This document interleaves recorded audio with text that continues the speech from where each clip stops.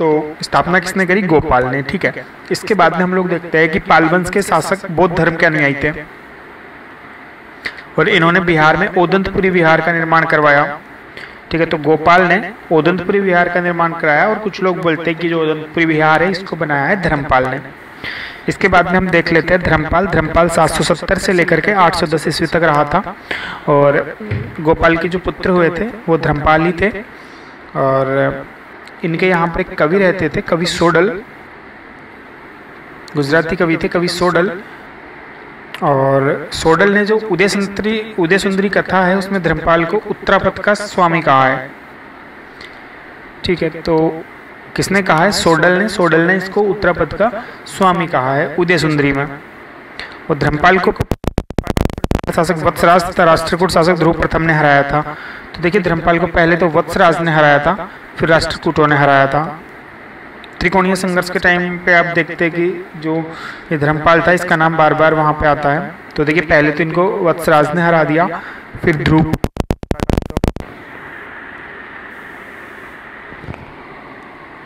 जो धर्मपाल है उसने विक्रमशिला विश्वविद्यालय की स्थापना की। और हमने ऊपर पढ़ा था कि ओदंतपुरी जो उसके बारे में भी कहा जाता है कि धर्मपाल ने बनवाई थी, लेकिन वो गोपाल ने बनवाई थी, ये भी आपको ध्यान रखना है। और सोमपुरी था इन्होंने, सोमपुरी बंगाल में पड़ता है। और उसकी सभा में रहते थे हरिभद्र, हरि तो मेरा ही नाम है तो हरिभद्र रहते थे यहाँ पे। धर्मपाल की सभा में हरिभद्र ने अष्टशस्त्रिका प्रज्ञापारमिता आपने सुनी होगी। अष्टशस्त्रिका जो लिखी थी ये हरिभद्र के पूरी अष्टशस्त्रिका और धर्मपाल की सभा में हरिभद्र ने ये लिखी थी। ओके, इसके बाद में हम आगे देख लेते हैं थोड़ा सा। धर्मपाल ने कन्नौज पर अधिकार कर एक दरबार का आयोजन किया, कन्नौज पर अधिकार किया और एक दरबार का आयोजन किया। ठीक है, और इसमें आया था और धर्मपाल ने विक्रमशील परमेश्वर की उपाधि धारण की, विक्रमशील परमेश्वर ये उपाधि धारण की और निर्वाण नारायण की उपाधि भी इसने धारण की। तो आप देख सकते हैं विक्रमशील, परमेश्वर, निर्वाण नारायण। और धर्मपाल ने राजत्रयचाधिपति, 3 राजाओं का स्वामी, अश्वपति, गजपति, नरपति, इस तरीके की उपाधियां धारण की थी। राजत्रयचाधिपति, निर्माण नारायण, विक्रमशील, परमेश्वर, इस तरीके की उपाधियां ग्रहण की थी। और धर्मपाल के अलावा गोविंद चंद्र व लक्ष्मीकरण ने भी राजत्रयाधिपति की उपाधि धारण की, राजत्रयाधिपति की उपाधि धारण की। धर्मपाल के लेखों में उसे परम सौगात कहा जाता है, परम सौगात।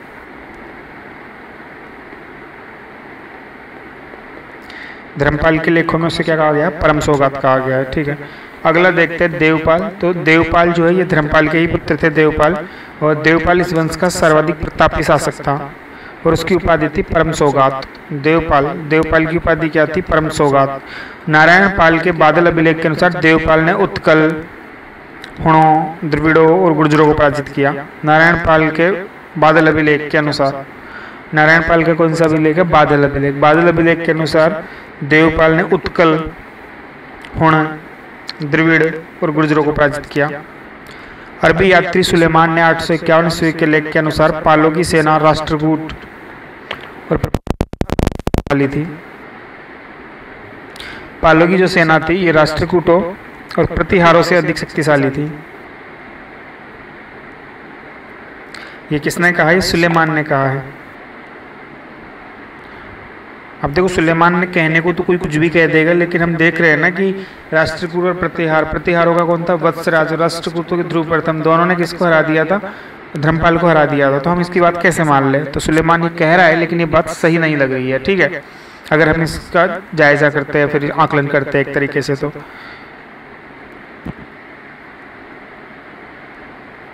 देवपाल ने नालंदा ताम्रपत्र के अनुसार मलाया के शैलेंद्र वंशी राजा बालपुत्र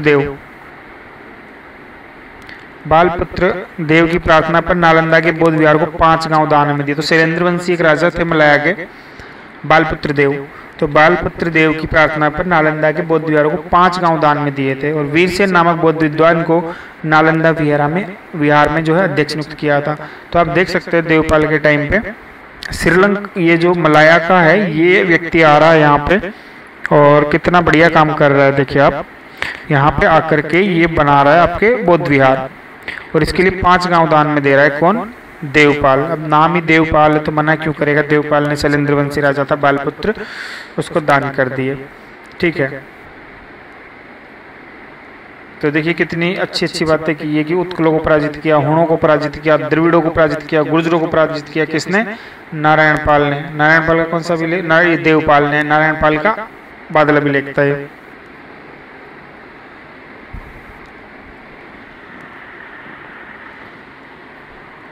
परम सौगात वाली उपाधि हमने पहले भी देखी थी गुप्त वंश में कि किस किसने ली थी, पर आपको भूलना नहीं है ये कि समुद्रगुप्त ने भी ये धारण करी थी शायद। कमेंट करके बताना। अगला है देवपाल ने गुर्जर प्रतिहार शासक राम मिहिर भोज को परास्त करा था, तो इसीलिए सुलेमान ने कहा था। आप देख रहे हो जैसे इसके पहले धर्मपाल था वो तो पराजित हो गया था, लेकिन देवपाल ने देखिए आप गुर्जर प्रतिहार शासक थे रामभद्र, इनको पराजित किया था और मिहिर भोज को भी पराजित किया था। मिहिर भोज काफी प्रतापी शासक था और वो काफी लंबे टाइम तक भी शासन किया था इसने, आपको ध्यान होना चाहिए। लेकिन इसने भी पराजित किसने करा था? देवपाल ने पराजित कर दिया था। और एक मुंगेर नाम से अभिलेख है, ये देवपाल का ही है। मुंगेर, मुंगेर, मुंगेर देवपाल। ठीक है, आगे देखिए तारानाथ ने देवपाल को बौद्ध धर्म का पुनरुद्धारक कहा है। तो तारानाथ जी बहुत अच्छा बोलते हैं देवपाल के बारे में, बोलते हैं तो हमारे सितारे थे, ये पुनरुद्धारक थे, पुनर्स्थापक थे। और दर्भपाणि व केदार मिश्र देवपाल के सुयोग्य मंत्री थे। तो आप देख सकते हैं केदार और दर्भपाणि ये दोनों योग्य मंत्री थे देवपाल के। फिर देखिए महिपाल प्रथम ने पालवंश की शक्ति को पुनः स्थापित किया 980 से 1038 तक। कौन रहा था? इंपॉर्टेंट जो शासक रहे हैं उनकी बातें चल रही है यहाँ पे। तो महिपाल 980 से 1038 तक रहा था और इसने कोशिश की थी कि पालवंश को दोबारा से हम शक्तिशाली बनाएं, और इसे पालवंश का दूसरा संस्थापक भी कहा जाता है। किसको? महिपाल को। राजेंद्र चोल ने महिपाल पर आक्रमण कर उसे पराजित किया। तो देखिए राजेंद्र चोल भी आ रहा है इस टाइम पे तक, पीरियड्स देख रहे हैं आप, मतलब 1000 के आसपास है। तो राजेंद्र चोल इसको आकर के पराजित कर रहा है महिपाल को। तो आप यहाँ देख सकते हैं कि जो पाल थे उनकी एक तरीके से दोबारा जो स्थापना हो रही है, दूसरा उनका जो संस्थापक बोला जाता है वो महिपाल को बोल रहा है। महिपाल को राजेंद्र चोल ने हरा दिया था। और महिपाल जो है, महिपाल ने दीपंकर श्रीज्ञान, जिसे अतिशा नाम से भी जाना जाता है, नामक बौद्ध भिक्षु के नेतृत्व में एक बौद्ध प्रचार मंडल तिब्बत भेजा। तो देखिए महिपाल ने कहाँ भेजा था? तिब्बत में भेजा था। अतिशा नाम से भी जाना जाता है दीपंकर श्रीज्ञान को। तो दीपंकर श्रीज्ञान जो थे इनको भेजा था बौद्ध प्रचार के लिए तिब्बत में। किसने? देवपाल ने, सॉरी महिपाल ने। महिपाल प्रथम के बाद में क्रमशः नैनपाल, नेपाल, विग्रहपाल तृतीय, महिपाल द्वितीय और सुरपाल द्वितीय। ठीक है, तो कितने सारे शासक हो गए। देखिए हमने देखा सबसे पहले गोपाल, देन हमने देखा धर्मपाल, उसके बाद में हमने देखा देवपाल, गोपाल हो गया, धर्मपाल हो गया, देवपाल हो गया, उसके बाद में नेपाल, फिर विग्रहराज तृतीय, फिर महिपाल और फिर सुरपाल। तो गोपाल, धर्मपाल और देवपाल तो वैसे ही याद रहते हैं आपको। ये नेपाल ध्यान रखना है, विग्रहराज तृतीय ध्यान रखना है, महिपाल ध्यान रखना है और सुरपाल ध्यान रखना है। रामपाल को अंतिम महत्वपूर्ण शासक माना जाता है इस वंश का। और रामपाल जो है विग्रहराज तृतीय का पुत्र था। तो विग्रहपाल तृतीय का पुत्र कौन?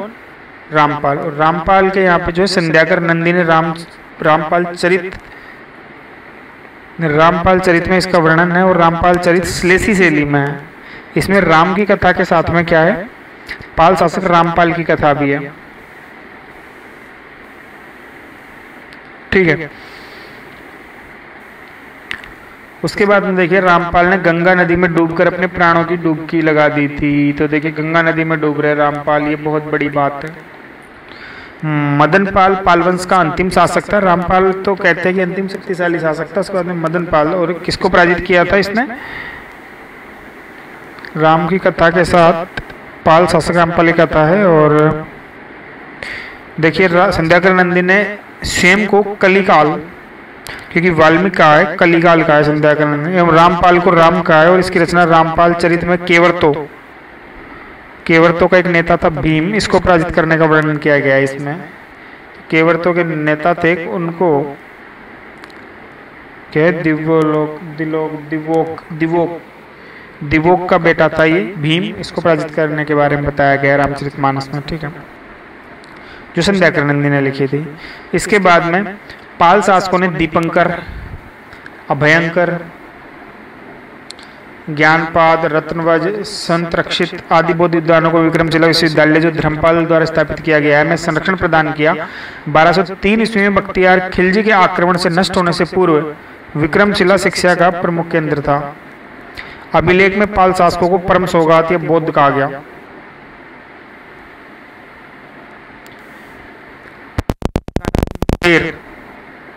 सर्वप्रथम जो देवपाल था, इसने मुंगेर को राजधानी बनाई।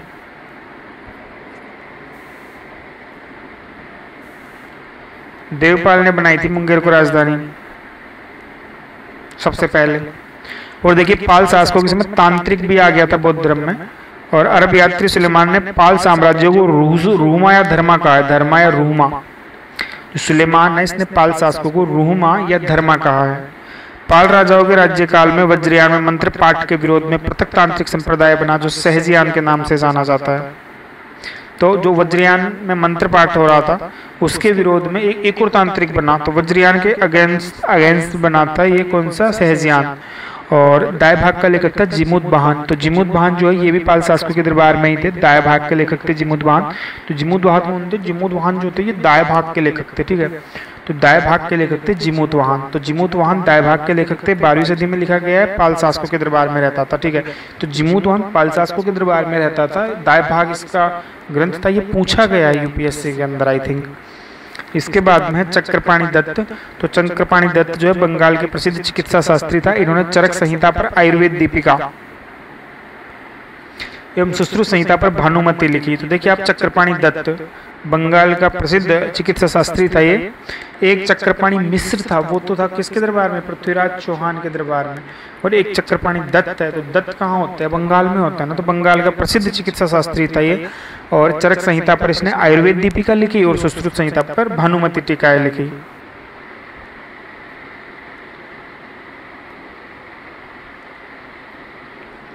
तो देखिए इसने चिकित्सा संग्रह पर ग्रंथ लिखे थे और इसमें काफी रोग और भस्मों के बारे में बताया। तो एक तरीके से चक्रपाणि मिश्र चिकित्सा का भी जानकार था। अगला धीमन वित्तपाल चित्रकार थे यहाँ पे। कौन, धीमन वित्तपाल।